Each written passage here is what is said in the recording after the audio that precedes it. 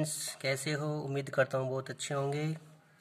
देखिए प्रिय विद्यार्थियों, जैसे आप सभी को पता है इस समय हालात क्या है। कोविड-19 महामारी के कारण हम ऑफलाइन क्लास नहीं ले पा रहे हैं। फिर भी आप तक जो हम मैटर उपलब्ध करवा रहे हैं, जो नोट्स भेजे जा रहे हैं, जो वीडियो डाले जा रहे हैं, वो आपके लिए बहुत इम्पोर्टेंट है। आप उनको रुचि से पढ़ें, ध्यान लगा के पढ़ें, नोट्स को बराबर उतारें, क्योंकि आपके लिए ये वर्ष बहुत ही इम्पोर्टेंट है।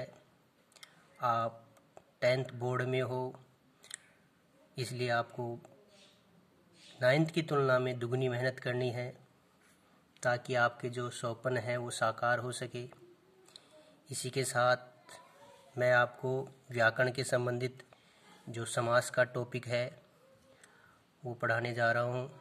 कुछ बिंदु मैं पूर्व में आपको पढ़ा चुका हूँ, उसी टॉपिक को हम आज आगे लेकर चलेंगे। इसके नोट्स आप तक पहुँचा दिए गए थे। अब इस वीडियो को देखकर आप इसको समझना है। वीडियो को पूरा देखना है, अंत तक देखें। जहाँ भी आपको कोई डाउट हो, आप उस डाउट को क्लियर कर सकते हैं। आप कमेंट्स करके कह सकते हैं, इसके लिए आपके पास ऑप्शन है। ठीक है विद्यार्थियों, चैनल जो है उसको सब्सक्राइब कीजिए। देखिए विद्यार्थियों, अगला टॉपिक जो अपना है द्वंद्व समास का है। परिभाषा क्या है द्वंद्व समास की? जिस समस्त पद में दोनों पद प्रधान हो और वहाँ द्वंद्व समास होता है। इन दोनों पदों को मिलाते समय इनके बीच के समुच्चय बोधक अव्यय और तथा एवं या अथवा आदि का लोप हो जाता है। द्वंद्व का मतलब है कि द्वंद्व समास में बीच में और तथा एवं या अथवा इस तरह के समुच्चय बोधक अव्यय आएंगे। इसकी पहचान करने का एक तरीका है। समझे? दोनों पद प्रधान होते हैं। अब मैं बताना चाहूँगा कि पद आप किसे कहते हैं। पद आप नहीं जान रहे हैं, देखिए अब हम एग्जाम्पल देख रहे हैं। यहाँ सत्यासत्य है, सत्य या असत्य, ये प्रथम पद है और ये द्वितीय पद है। इसको पूर्व पद भी बोलते हैं, इसको उत्तर पद बोलते हैं। बीच में या आ रहा है, ये समुच्चय बोधक अव्यय है। ठीक है। ऐसे ही अगला एग्जाम्पल है चराचर, चर या अचर। दोनों पद प्रधान हैं, दोनों का सार्थक अर्थ निकल रहा है, इसलिए इसमें दोनों पद प्रधान है। और जहाँ दोनों पद प्रधान होते हैं ऐसी स्थिति में द्वंद्व समास आता है। इसी तरह धर्माधर्म, धर्म प्लस अधर्म, धर्माधर्म, धर्म या अधर्म। 2 4 2 या 4, शीतोष्ण शीत या उष्ण, लाभ हानि लाभ या हानि। तो ये आ रहा है। ऐसे ही स्वर्ग नरक, स्वर्ग और नरक दोनों पद प्रधान है। यहाँ पर ये प्रथम पद है, ये द्वितीय पद है, बीच में और जो है समुच्चय बोधक अव्यय है। अव्यय किसे कहते हैं? वे शब्द जिनके ऊपर लिंग, वचन, कारक इत्यादि व्याकरण कोटियों का कोई प्रभाव नहीं पड़ता है, उसे अव्यय कहते हैं। ठीक है। ये शब्द ऐसे होते हैं नो चेंज, ये किसी परिस्थिति में बदलते नहीं है, ये ज्यों के त्यों बने रहते हैं। तो द्वंद्व समास में ये अव्यय आएंगे, ये आपको ध्यान रखना है। ये एग्जाम्पल आप देख रहे हो। दूसरी बात ध्यान देने की बात ये है विद्यार्थियों कि और कैसे पहचान करें। देखिए, द्वंद्व में 1 से 10 तक संख्याओं, जो भी 1 से 10 तक जो संख्या आएंगे, 1 2 3 4 5 6 7 8 9, और 10 से भाज्य जो संख्याएं हैं, यानी कि 10 का जिस संख्याओं में भाग चला जाता है, जैसे 10 20 30 40 50 60 70 80 90 100, ये जो संख्याएं हैं इनको छोड़कर अन्य समस्त संख्याओं के शब्दों में द्वंद्व समास होता है। इन संख्याओं में इनको छोड़ के 1 से 9, फिर 10 20 30 40 50 60 70 80 90 100, इनको छोड़कर जितनी भी जो संख्याएं आएंगी, जैसे 11 है, 13 है, 17 है, 23 है, 28 है, 33 है, 53 है, 68 है, 73 है, 75 है, 77 है, 93 है, 96 है, ये जितनी भी संख्याएं हैं उन सभी में द्वंद्व समास आएगा। इसके लिए मैं कुछ एग्जाम्पल आपको दिखा रहा हूँ, ध्यान से देखना है। जैसे 25 विग्रह करेंगे इसका 5 और 20, ये प्रथम पद है, ये द्वितीय पद है, बीच में समुच्चय बोधक और आ रहा है। इसी तरह है 91 1 और 90, समझे, 11 1 और 10, 68 8 और 60, 73 3 और 70। ये समस्त जो संख्याएं हैं ये द्वंद्व समास में मानी जाती है। सिर्फ कौन सी 1 से 9 और 10 का भाग जिन संख्याओं में चला जाता है, जैसे 20 30 40, इनको छोड़कर समस्त संख्याओं में द्वंद्व समास होता है। मैं समझता हूँ आप इसको समझ पाए होंगे। नेक्स्ट हम दिखा रहे हैं आपको अगला द्विगु समास। देखिए, द्विगु द्विग का मतलब होता है दो, और गु का मतलब गायों का समूह। तो इसका मतलब आप समझे, द्वि मतलब दो आ रहा है, तो इसमें क्या होता है, प्रथम पद जो होता है वो संख्यावाची होता है, और दूसरा जो पद है समूह या समूहार का बोध कराता है। समझ रहे हो? जैसे परिभाषा पूछ ले, द्विगु समास किसे कहते हैं, सोधारण स्पष्ट कीजिए, तो आप उसकी परिभाषा लिखेंगे और उसके एग्जाम्पल 2 3 4 तक आपको याद है वो लिख सकते हैं। 2 भी आप यदि आप अच्छी तरह से आते हैं तो आप उनको लिख सकते हैं। ये क्वेश्चन आपका कंप्लीट हो जाएगा। 2 नंबर का क्वेश्चन आएगा, ध्यान रखना है। तो देखिए परिभाषा क्या होगी, जिस समास में पूर्व पद यानी कि प्रथम पद संख्यावाची हो और उत्तर पद समूह या समूहार का बोध कराए उसे द्विगु समास कहते हैं। समझ गए? इसमें द्वितीय पद प्रधान होता है, ये याद रखने की बात है। प्रथम पद क्या है, संख्यावाची, और द्वितीय पद प्रधान होता है, उसका कोई सार्थक अर्थ निकलेगा, ये ध्यान रखना है आपको। जैसे अब देखो, अब कोई एग्जाम में आपको पूछ ले बताओ द्विगु में कौन सा समास है, तो द्विगु में द्विगु ही समास आएगा। द्विग का मतलब होता है दो, गौ का समूह, दो गायों का समूह।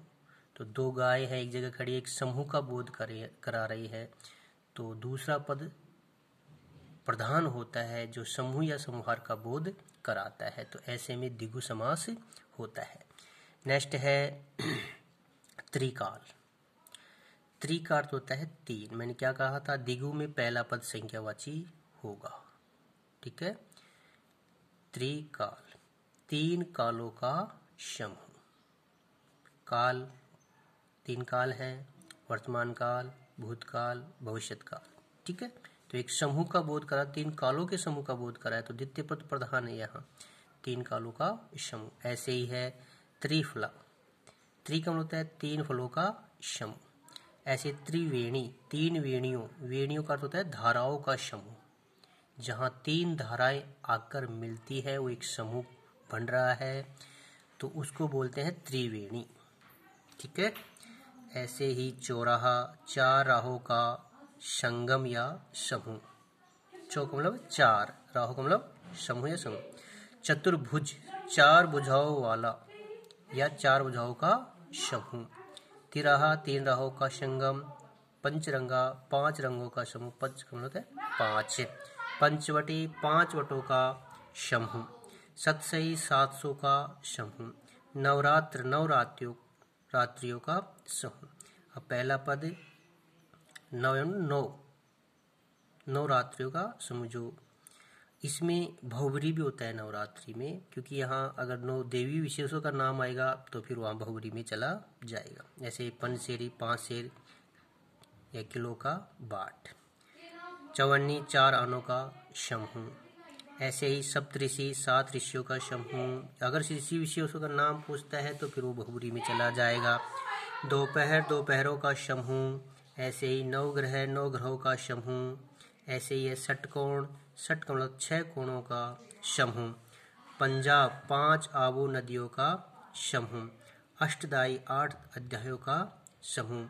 सप्ताह, 7 दिनों का समूह, जैसे सोमवार, मंगलवार, बुधवार, बृहस्पति, गुरु, शनि, इस तरह से एक वारों का समूह का बोध हो रहा है, तो वहाँ द्विगु समास आएगा। एकांकी, 1 अंक का नाटक, उसको एकांकी बोलते हैं। ठीक, इस तरह से इन समस्त शब्दों में जो आप देख रहे हैं इसमें कौन सा समास है, द्विगु समास। तो द्विगु समास का अर्थ आप जान गए हो कि पहला पद संख्यावाची और द्वितीय पद समूह समूहार का बोध कराए, वहाँ द्विगु समास होगा। इसमें द्वितीय पद जो होता है वो प्रधान होता है, उसका ज़्यादा महत्व रहता है। प्रधान का मतलब ये है। नेक्स्ट है कर्मधारय समास। देखिए, कर्मधारय समास किसे कहते हैं? जिस समास में पहला पद विशेषण और दूसरा पद विशेष्य या पहला पद उपमान तथा दूसरा पद उपमेय हो, उसे कर्मधारय समास कहते हैं। समझे? इसमें विशेषण और विशेष्य बतलाया जाता है। अब देखो, विशेषण किसे कहते हैं? संज्ञा सर्वनाम शब्दों की विशेषता प्रकट करने वाले शब्द विशेषण कहलाते हैं। कोई भी संज्ञा या सर्वनाम है, उसकी जो विशेषता प्रकट करते हैं वो विशेषण। और विशेष्य, जिसको उपमेय भी हम बोलते हैं, जिन संज्ञा या सर्वनाम शब्दों की विशेषता प्रकट की जाती है वे विशेष्य कहते हैं। समझे? जैसे रीना सुंदर है, एग्जाम्पल देखो, रीना सुंदर, ये वाक्य है। अब इसमें रीना और सुंदर शब्द है। इस वाक्य में सुंदर शब्द विशेषण, सुंदर जो शब्द है वो तो विशेषण है, समझे, जो उपमान भी बोलते हैं इसको। तथा रीना जो विशेष्य है, जिसकी विशेषता बताई जाती है, उस शब्द को विशेष्य बोलते हैं। तो यहाँ रीना की विशेषता बताई जाती है, कैसी है वो? सुंदर। तो यहाँ सुंदर जो शब्द है वो उपमान हो गया और रीना है उपमेय, समझे। तो इस वाक्य, इस रीना जो शब्द को विशेष्य कहेंगे और इसको विशेष्य कह दो या उपमेय कह दो, बात एक ही है। तो इसमें यही होता है, विशेष्य और विशेषण की विशेषता बतलाई जाती है। तो परिभाषा आप समझ गए होंगे कि जिस समास में पहला पद विशेषण तथा दूसरा पद विशेष्य हो, उसे कर्मधारय समास कहते हैं। अब देखो विद्यार्थियों कि कर्मधारय समास की पहचान कैसे करें। देखो, अगर विग्रह देता है आपको, समस्त पद देता है तो सब पकड़ में नहीं आएगा। यदि विग्रह देता है तो मैं आपको एक ट्रिक बता रहा हूँ जिससे आप उसको पकड़ सकते हैं कि इसमें ये समास आएगा। देखो, विग्रह करते समय ये शब्द आएंगे, है जिसकी या है जो या के समान या रूपी शब्द बीच में आपको देखने को मिलेंगे। बाय चांस आप ध्यान से देखिए, कई बार क्या है, एग्जाम्पल दे देता है और उसमें से समास का नाम है उसकी परिभाषा लिखवा लेता है। तो विग्रह यदि दे दिया और इसमें विग्रह करते समय आपको ये चीज़ें दिखाई देंगी, समझे। तो ये चीज़ें जब आपको दिखाई दे रही हैं तो आप तुरंत आपके मस्तिष्क में क्वेश्चन ये उड़ जाना चाहिए कि यार ये तो इसकी विशेषता है, किसकी? कर्मधारय की। तो आप देख रहे हैं ये जो आपको नज़र आए बीच में, तो आप तुरंत आपकी मस्तिष्क में आपको ये जवाब मिल जाना चाहिए कि इसमें तो कर्मधारय समास होगा। ठीक है स्टूडेंट्स, देखिए मैं अब आपको उदाहरण इसके बता रहा हूँ। ये तो है समस्त पद और इधर विग्रह है। पहला एग्जाम्पल है जैसे मंद बुद्धि। अब बुद्धि कैसी है उसकी, समझे। तो यहाँ बुद्धि की विशेषता प्रकट की जा रही है। उपमा किससे दी गई है? उसकी बुद्धि को मंदता से। तो देखिए, मंद है जिसकी, विग्रह करेंगे हम, मंद बुद्धि, मंद है जिसकी बुद्धि। अब अगर हम इसको मान लीजिए द्विगु में ले चले तो नहीं होगा, क्योंकि इसमें संख्यावाची शब्द नहीं है, समझे। तो देखो, मंद बुद्धि, मंद है जिसकी बुद्धि, है जिसकी, देखो मैंने बताया ट्रिक, ये बीच में आपको मिलेंगे, है जिसकी ये मिल रहा है, ये विग्रह में आ गई। मैंने अंडरलाइन भी कर रखा है इसीलिए कि आपको समझ में आ जाए। पीताम्बर, पीला है जो अंबर, अंबर का अर्थ होता है वस्त्र, जो कोष्टक मैंने लिख रखा है जो इसमें अपने बताए थे ट्रिक में, ये पहचान करने के तरीका है, ये बीच में आ रहा है। वस्त्र कैसे है, उसकी विशेषता क्या है, पीला। बस ये हो गया। तो जिसकी विशेषता बताई जाती है विशेष्य,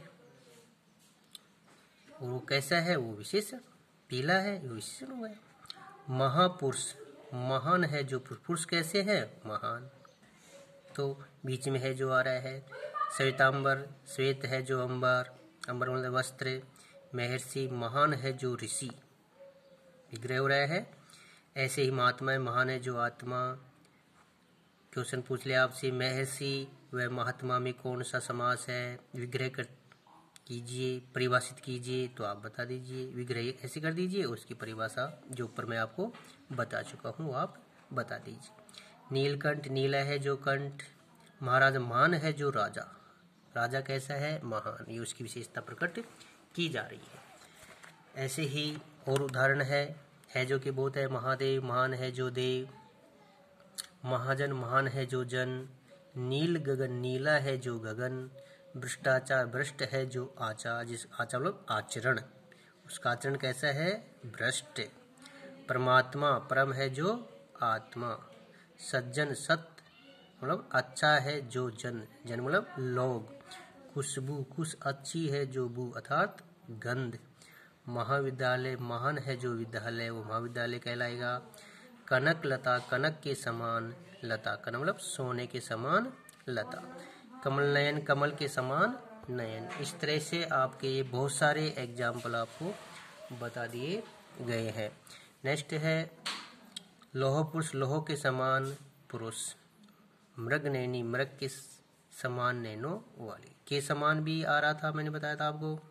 और रूपी शब्द भी आएगा, जैसे धेलता, धे रूपी लता। स्त्री रतन, स्त्री रूपी रत्न या धन। क्रोधाग्नि, क्रोध रूपी अग्नि। संसार सागर, सागर रूपी संसार। समझे। वचनामृत, अमृत रूपी वचन।